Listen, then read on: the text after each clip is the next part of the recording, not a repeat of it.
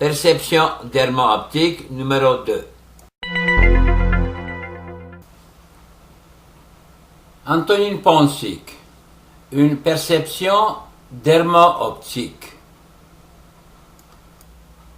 Et voici la recherche originale de Dr Bernard Grath avec les souris. Vous allez voir les 4 tableaux de la surveillance sur la guérison des souris.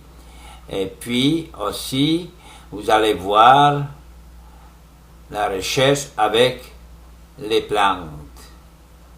At the present time, it's still the era of chemistry and biochemistry. And I think we're entering into the field of physics and biophysics. And I think one has to realize that the body is not only a chemical machine. Most healers will tell you that many that I've talked to, many of them, and it's the reason I got interested in the field, they'll tell you that they're transmitting an energy from the ambience, from the surroundings. Now that shouldn't surprise us. I mean, I know it sounds strange to some people, but should it sound strange to people who have radios and who have television sets and who are constantly picking up images and all kinds of things from the air? Why should it be strange that living things should have that capacity too? Radiating, we're doing that right here, now. We radiate to each other. It's impossible that we can avoid this. I think we live in that kind of milieu. The only trouble is it's for a long time it's been ignored. I mean, of course, we know that some people have paid attention, but they haven't paid attention to it scientifically. It's the poets and the writers, and they who describe all these things. They will speak. It's mostly them who are interested in the question of the energy. It's the intellectuals outside the scientific movement, often, who are interested in these things. As you start talking about it, in science they say, oh, you're talking about a metaphor. Science does not believe in a living energy. En 1997, je me suis associé avec Dr Bernard Grath sur la recherche de bioénergie et imposition des mains. Dr William Reich et Dr Bernard Grath travaillaient ensemble et puis faisaient ensemble de divers projets. Et ici vous voyez l'énergie orgone des pommes qui était filmée dans le laboratoire de Dr William Reich en 1944. Et voilà, ici, c'est en imposant les mains sur le sein, à côté de droite qui est faible, et à côté gauche, énergisé par l'imposition des mains. Dr Bernard Grath, il m'a parlé d'un aviateur de la Deuxième Guerre mondiale, Doug Dowling. Lui, il a fait une expérience avec un cylindre où il a mis les 2 mains autour de ce cylindre et puis il a fait tourner. J'ai utilisé cette idée et puis le problème c'était que quand j'ai mis les mains autour de ce cylindre, le cylindre ne tournait pas. Et voilà le cylindre qui est long 8,4 cm. Je pensais que peut-être je suis faible ou que le cylindre est trop long et je décidais de le réajuster. Et voilà la modification. Je le modifiais, je le coupais de 8,4 cm à 4,2 cm. Et ici, voilà le produit final.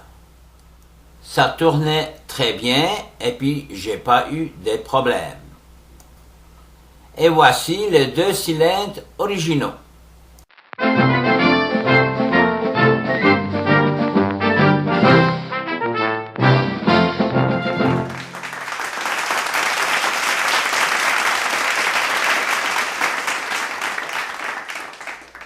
Bravo, une nouvelle étape qui commence.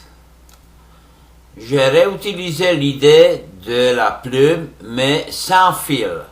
Je l'avais mis dans un aquarium et puis j'ai commencé à utiliser pour la première fois le full spectrum avec 3 lumières R, V et B.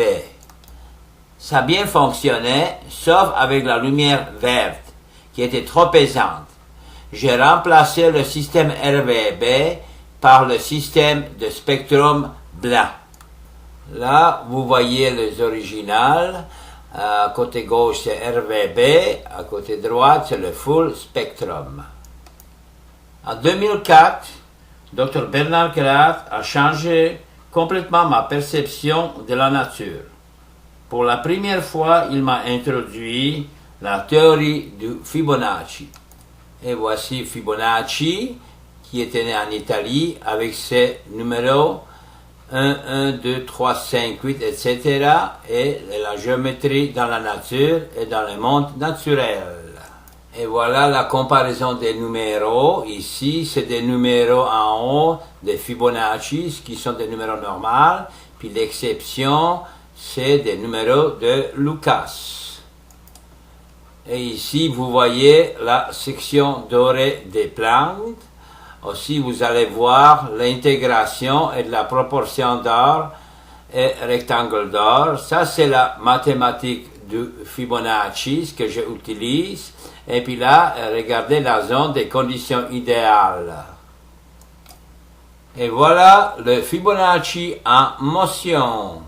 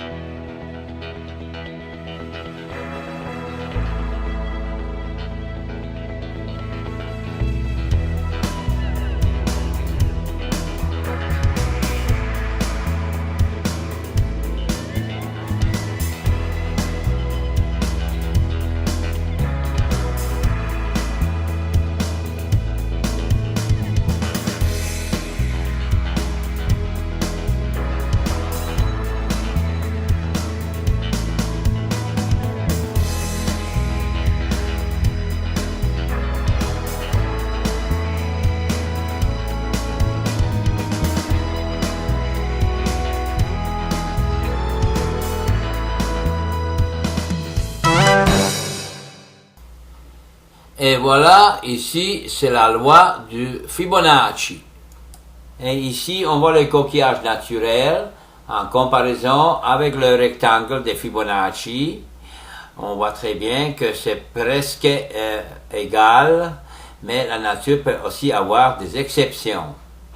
Et ici, vous voyez dans la première image, le coquillage vue interne. Regardez très bien le point blanc, c'est celui-là qui m'intéresse le plus.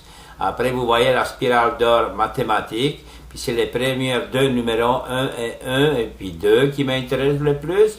Et puis la comparaison avec le coquillage des Nautiles nature, qu'ils sont tous pareils. Et ici, je vous présente la galaxie et le sens des rotations des étoiles dans la forme de Fibonacci. C'est ça qui m'intéresse beaucoup aussi, parce que c'est pareil comme sur la Terre, par exemple, les coquilles, etc. À travers les siècles, nombreux artistes et architectes ont intentionnellement incorporé ces proportions à leurs travaux. Un exemple souvent cité est le Parthénon. Et aussi, Leonardo da Vinci a utilisé le rapport de Fibonacci. Comme vous voyez, les artistes comme Salvador Dali ou Leonardo da Vinci ont utilisé toujours cette magie de la proportion d'or. Regardez très bien dans le Sacrament, et puis aussi la Divina Proportione. Et regardez la Mona Lisa de Leonardo da Vinci. Elle est aussi plongée dans le rectangle d'or. Aussi, je vais vous montrer les doigts et notre main, comment les composer par les numéros de Fibonacci. Notre bras aussi est dans les numéros de Fibonacci et aussi tout notre corps est dans la proportion de l'or ou dans la proportion de Fibonacci. Et c'est ça que j'utilise pour calculer et transmettre cette énergie. Fin de la perception dermo-optique numéro 2.